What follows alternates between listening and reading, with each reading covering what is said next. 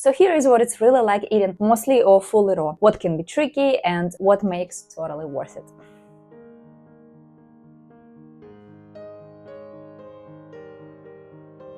So in this video, guys, I'm going to share with you 10 realistic pros and cons of eating a raw vegan diet. Okay, number 1, dental care. Okay, let's talk about the negatives, okay? Acidic fruits, right? They basically mean more brushing, more flossing, and more rinsing, right? Because after every time you eat fruit, okay, especially like the very fibrous fruit like oranges or mangoes, they usually get stuck, right, in between the teeth. And if you don't take it out, they might start, you know, kind of destroying your teeth. So you gotta make sure to floss it and to brush it, to rinse it. But you know what? I found that over time, actually, my teeth and my gums, they feel so much cleaner and they feel healthy and they feel less sensitive. So I feel so much better, actually. Like at the beginning, I remember my teeth were sensitive when I was eating fruits like grapes, oranges, or even apples. They were just like sensitive. They kind of hurt eating. But with time, my teeth kind of adapted and I tried to take good care of them.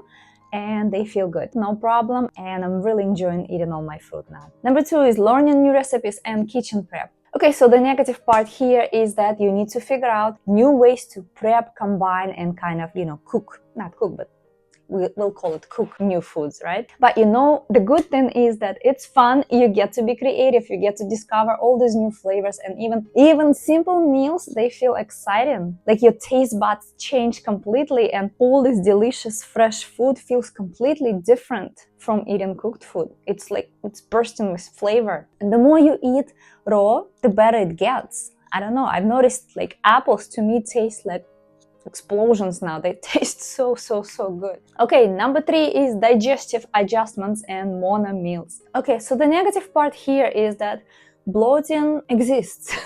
Bloating can certainly happen, and unfortunately it happens to a lot of people, and in order to feel better you gotta eat a lot of like mono meals, and this can get boring. So this kind of like a negative part of it, right? But you know what, once you find what really works, it might take some time, but once you find what really works, like for me, for example, I try to eat now low salt, I eat tons of fruit, so it's like a high fruit diet, I guess, and I'm trying to eat less and less fat, and the less fat I eat, the better I feel. So I'm basically increasing how much I'm eating fruit, how much I'm eating vegetable, and just lower the fat amount. And you know, digestion is basically effortless, and there is no more bloating, okay?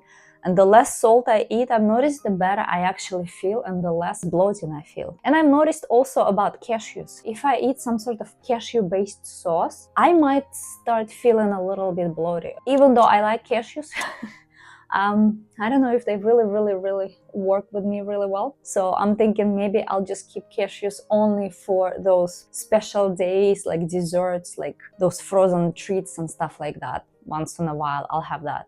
But I'm thinking I'm just gonna move away from that, and I'm gonna have my sauces from now on like seed-based sauces, because I react better to like seeds than nuts, and especially like nuts like cashews. And you know what I've noticed, that it sounds like when you eat mono meals, like a whole bunch of oranges, right? It sounds kind of like boring. You're just eating the whole thing, you know, just one thing. And it's not that exciting, it's not that fun, right? But you know what? Actually, the simplicity of it actually supports your health and energy, and it's just like, you know, supports your overall well-being, and it's so much easier to digest. And the more I eat mono meals fruits, the more I appreciate, actually. It's more exciting to me now just eat a whole bunch of oranges as opposed to complete like a mixed plate of something. I mean, I do enjoy my salads, of course, but I don't have a problem eating just a plate of oranges. It's not like boring to me, even though it sounds like, you're just eating one thing. But it's not. If you have good quality fruit, if it's nice and sweet and ripe and delicious, you're not gonna have a problem. Just enjoy, and you see what I mean. Okay, so number 4 is social situations and judgment from others, right? So the negative part, that is when you're eating out, or you're meeting with your family, or you're meeting with your friends. so people start questioning your fruit intake, and you know, it can feel stressful and kind of isolating, right? But the good thing is that you could still be social, okay? There is no need to be like completely like a hermit crab, right? You can do a little bit of prep. It's so simple. You can bring fruit with you. You can bring a little bit of sauce for the salad, let's say, or you can even make some sort of raw meal and you enjoy, and the people around you will enjoy, and they will see that it's actually very interesting and it's not boring or anything, and it's actually delicious, okay? So you can definitely be social with a little bit of prep, okay? If I go to a pizza place right now, I order a salad. Okay, I order a big salad and I either bring my own sauce and I bring some extra, let's say, cucumbers on the side, or I just enjoy it as it is. Just make sure there is nothing else on that salad, you know, just vegetables, and it's good to go. I don't have a problem, and you know, it's good to, obviously, to go out to have a little change of scenery and to meet your friends or family or whatever, so it's all good. You don't need to like suffer or anything. And like I said, worst case scenario, always bring, you know, like some sort of smoothie with you in thermos, and it's fine. Nobody really cares, whatever, you know, nobody cares what you're really eating, so it's okay. And you know, by doing this, you also build kind of like confidence and self-trust, and you're learning how to listen to your own body and not somebody else's opinion, right?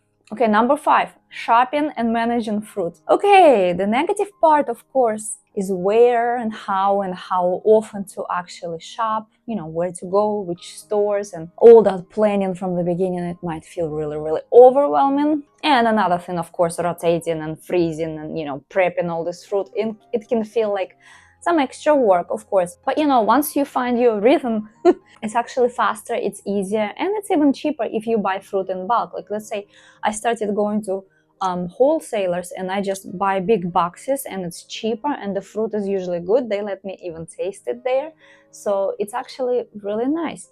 Of course, at the beginning you have to find the way around everything, right? You have to find the store, so it's kind of like intimidating. Oh, I don't want to do anything. But once you find it, it becomes so much easier. Plus, of course, I love to go to like Asian markets because they have the best, you know, exotic fruits.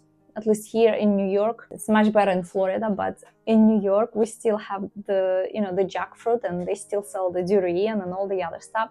So sometimes I like to go there and just, you know, see what's on sale, see what makes sense, see what's in season, and I enjoy it. So I always try to also make sure to have some ready to go, let's say smoothies or like some sort of fruit bowls or whatever, something on hand that it's ready to go, that it's fast and easy, because you know, when the hunger strikes, sometimes you just gotta go and eat something, and you gotta make sure that all your fruit is all ready. And of course, you know, frozen food also should always be in your freezer. All these little things, they really help you to, you know, stay on your course, you know. Moving on to number 6, time and effort in prep. Okay, the negative part is washing, chopping, blending, soaking, and sprouting.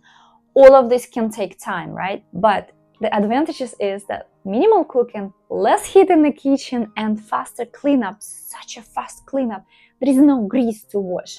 There is no pots and pans. It's just you rinse your blender or something. It's so much easier and faster. And it is actually perfect for summer, or for, you know, someone who doesn't love cooking, okay? But for me, I go all in, even if it's like minus 14 Celsius degree outside or 6 degree Fahrenheit, right? I would still eat my bananas, and I would still eat tons of oranges. I just make sure that I leave it in a room temperature, so it's not like super frozen. Although I do like my frozen smoothies, so never mind.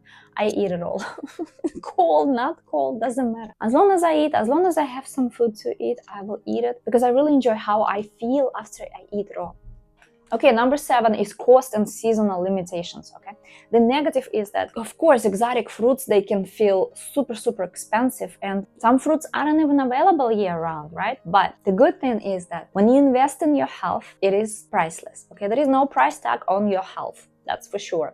So I do try and eat seasonally, right? And it brings this kind of like natural variety, and it helps me appreciate all these local foods, and all the special things like durian and jackfruit, they feel even more enjoyable. So basically, what's happening is that you are choosing to invest into your well-being right now instead of paying the price later when sickness forces you to.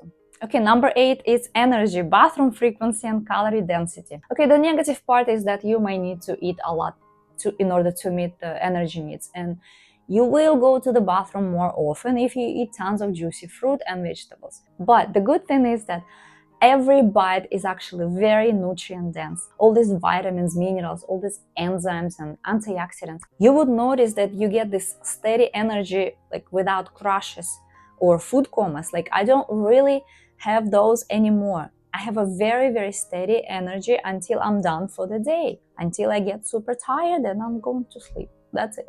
Number 9 is cold sensitivity. Okay, so raw foods, they can make you feel a little bit colder, right? Especially in the winter. But you know what? You will feel lighter. You will feel more energized. And, you know, I've noticed that I have fewer colds and flus now. And if I do get sick, it's usually like very mild and it doesn't last too long.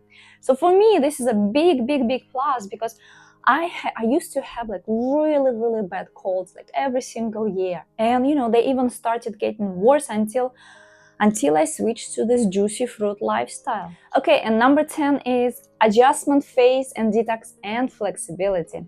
Okay, so you might feel a little bit crappy at first or worry, you know, you are doing it wrong or something. But going gradually actually helps.